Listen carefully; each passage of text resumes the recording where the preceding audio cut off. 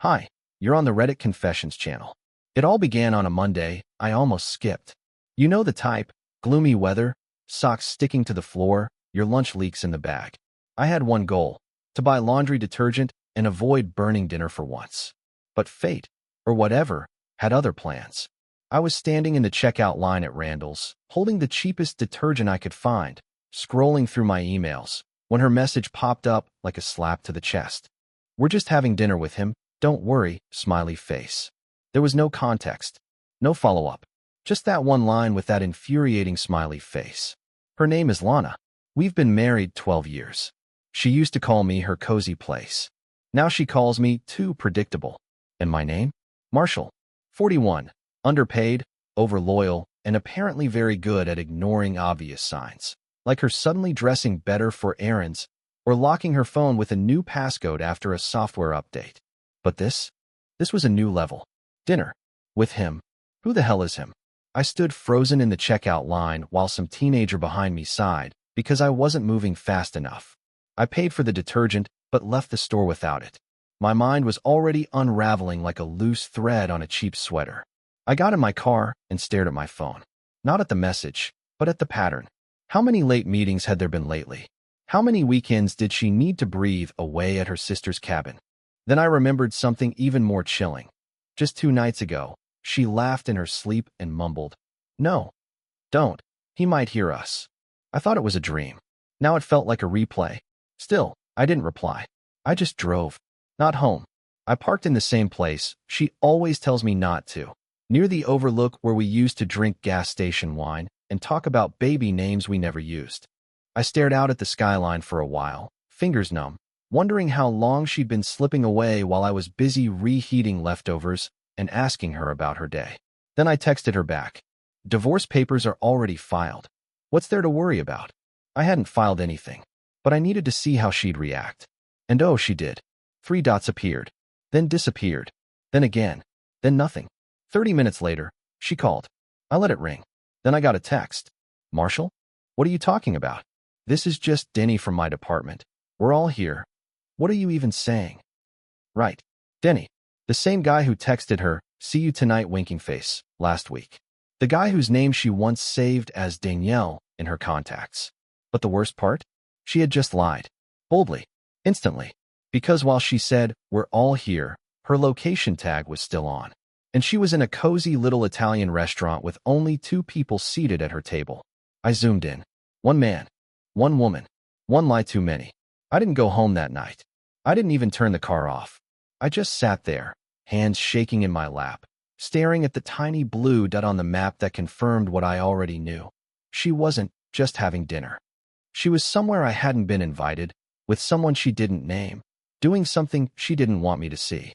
So I drove there, not in a blaze of rage, not with dramatic music playing like in some breakup montage. I just drove like I was going to the store, like I had to return something I never meant to buy, my trust. The restaurant was too fancy for casual dinner. I'd never even been inside.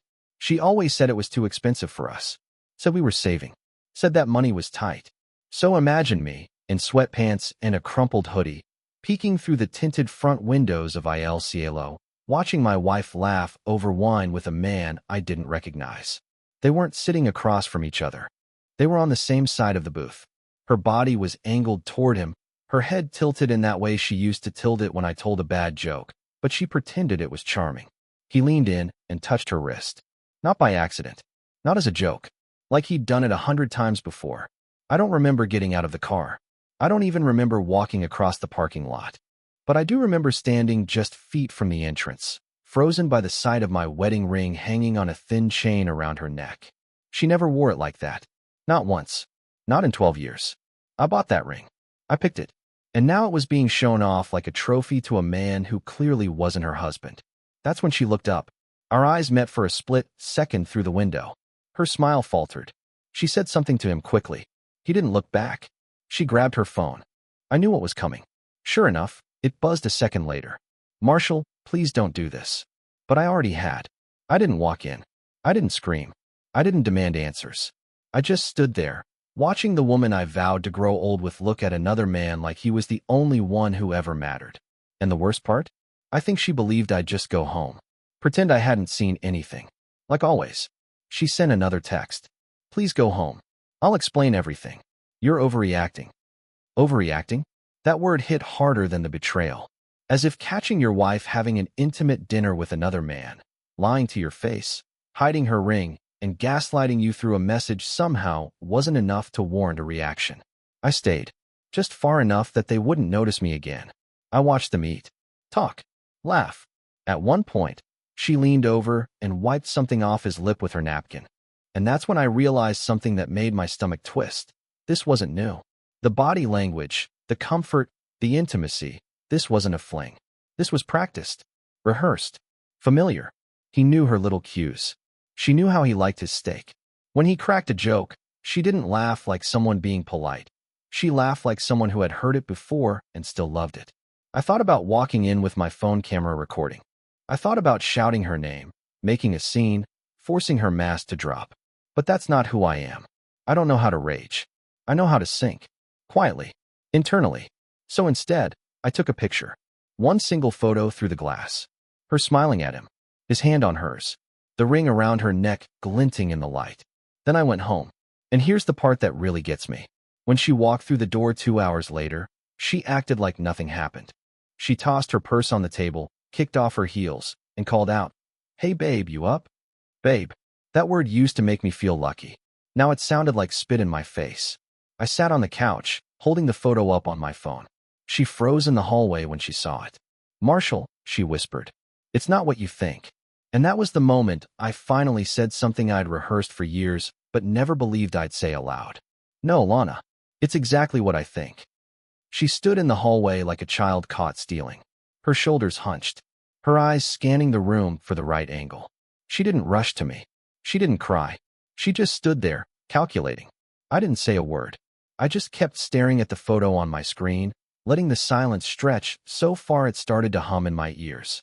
"I know what it looks like," she finally said. That phrase. That pathetic phrase that always means exactly what it looks like. "His name is Darren," she continued, like I'd asked. "He's a friend. Just a friend. I knew you'd take it the wrong way." I laughed. Not because it was funny, but because it felt like the only thing I could do to keep from screaming. "You mean the Darren whose hand was on yours for 2 hours straight? That Darren?"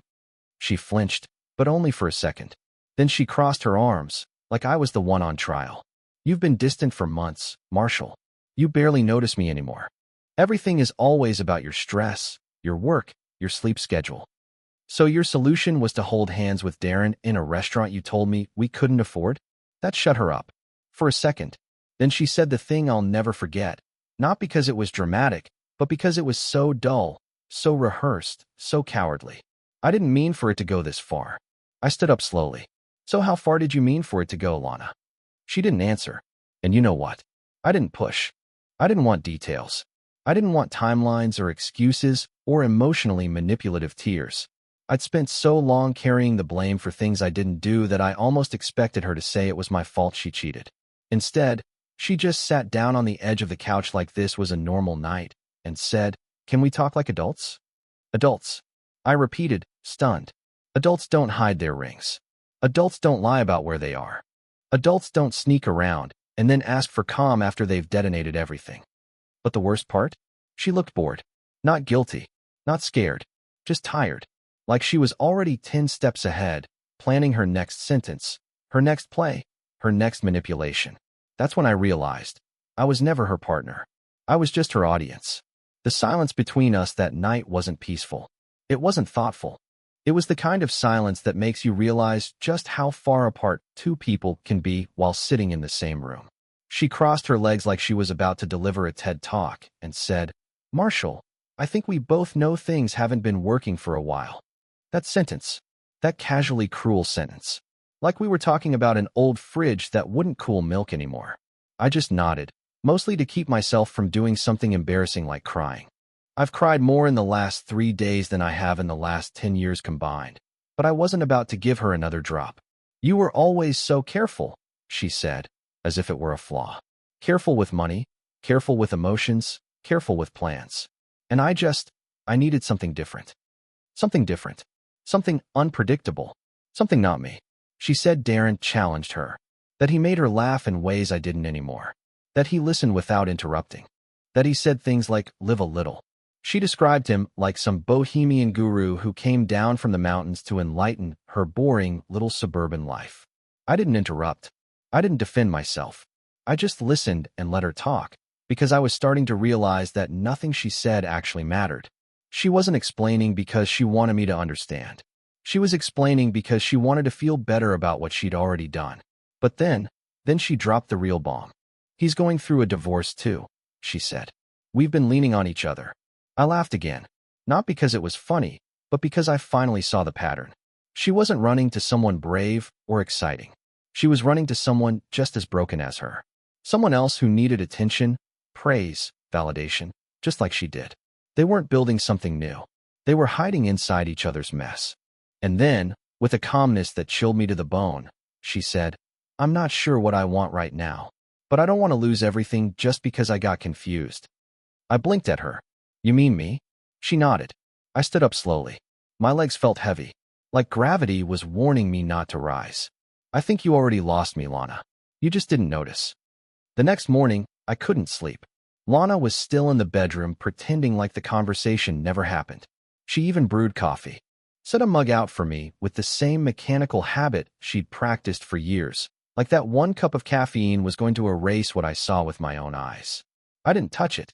Instead, I went to the garage, looking for a reason to stay out of her way. I told myself I was going to reorganize my old tools, as if that would fix anything, but I found something else instead. A shoebox, one I hadn't seen before. Stuffed behind the paint cans and under a folded blanket we hadn't used since our last failed camping trip. Curiosity didn't even feel like the right word. It was more instinct, like my gut knew this box wasn't just filled with junk. Inside were printed photos. Not digital, not in her phone, printed, as if someone had wanted these memories to be permanent. Almost ceremonial. Him and her. At restaurants.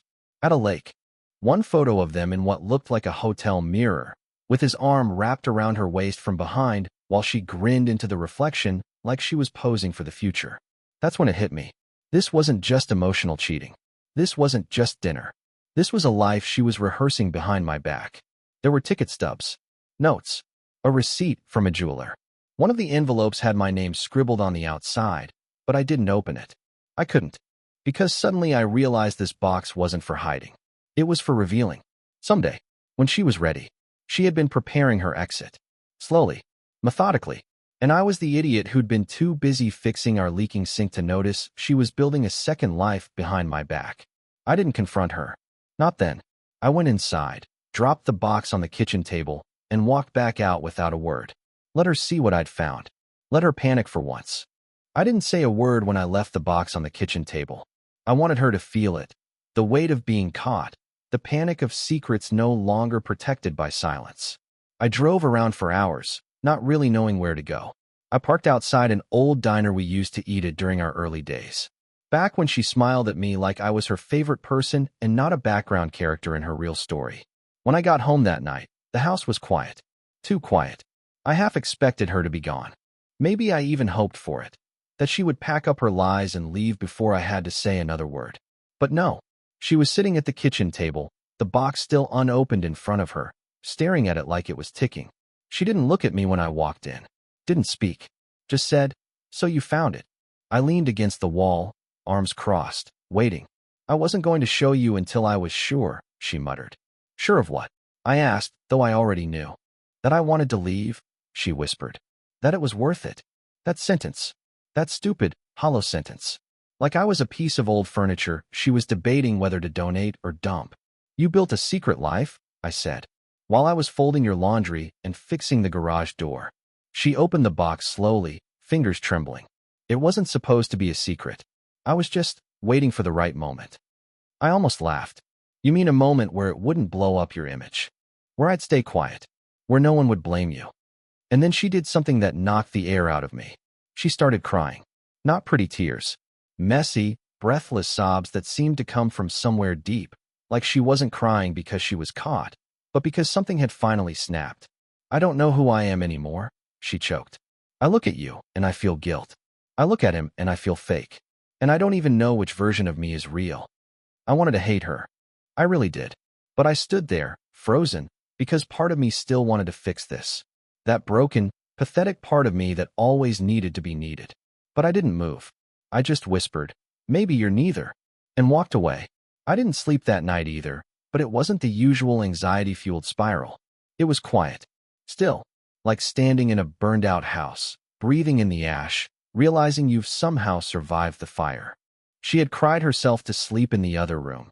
Door shut, the box still open on the table. I didn't go in. I didn't ask if she was okay. For once, I let her sit in the ruin she created. By morning, I knew what I needed to do. I didn't want revenge. I didn't want some dramatic public exposure or a messy breakup that left us both shredded. I just wanted clarity and peace. So I wrote a letter. Not to her. To myself. It wasn't poetic. It wasn't clever. Just a list of truths I had ignored for years. How I shrank myself to keep her from feeling inadequate. How I dismissed red flags because I didn't want to be the jealous type. How I was so afraid of losing her that I never stopped to ask if she had already left me emotionally. Line by line, I wrote it all. Not for closure, but for understanding. Then I packed a bag. Nothing dramatic, just enough for a few nights. I didn't slam doors. I didn't make noise. I left the letter on my pillow and walked out. The air outside felt different. I stayed at a motel on the edge of town that smelled like old carpet and microwave popcorn, and it was perfect.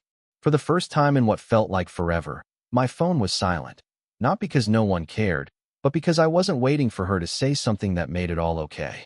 A week later, I filed for divorce. For real this time. She didn't beg. She didn't scream. She just nodded like she had known this was coming and couldn't stop it. Maybe she was sorry. Maybe she wasn't. But that was no longer my burden to carry. I'm not healed. I'm not suddenly whole. But I'm not her shadow anymore. I signed the papers, folded my letter, and finally looked in the mirror without flinching. It turns out, peace doesn't come with answers. It comes with letting go of the need for them. Thanks for following this story on the Reddit Confessions channel. Now tell us, which moment in Marshall's story hit you the hardest, and why? Drop your thoughts in the comments. And if you've ever faced a similar crossroads, we'd love to hear how you handled it. See you in the next confession.